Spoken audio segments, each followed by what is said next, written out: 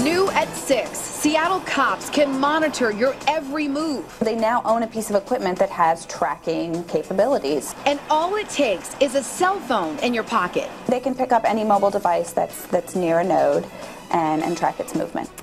Yes, a new wireless network set up all over the city can keep a log of the last 1,000 places you have visited. SPD says it's not being used right now, but new at 6, Cairo 7's David Ham investigated to find signs the network is already active.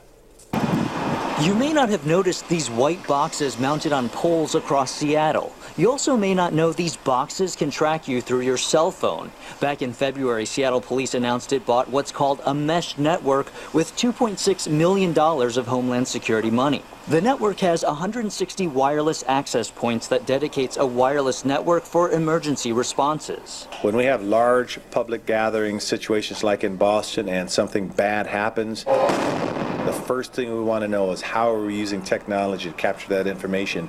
So here's how these wireless access points could be tracking you. If you go into your phone's Wi-Fi settings, you'll see these networks named after intersections. 3rd and Union, 4th and Pike, 4th and Union. These are all on the mesh network.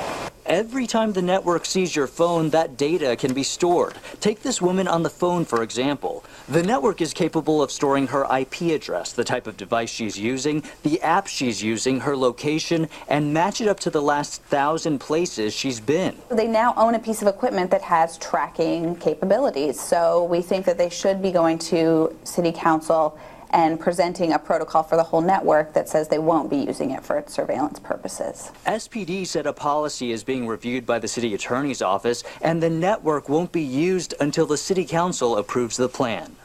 And we also asked SPD why we can see these network names if it's not being used. Well, they couldn't give us an explanation. Live in Seattle, David Ham, Cairo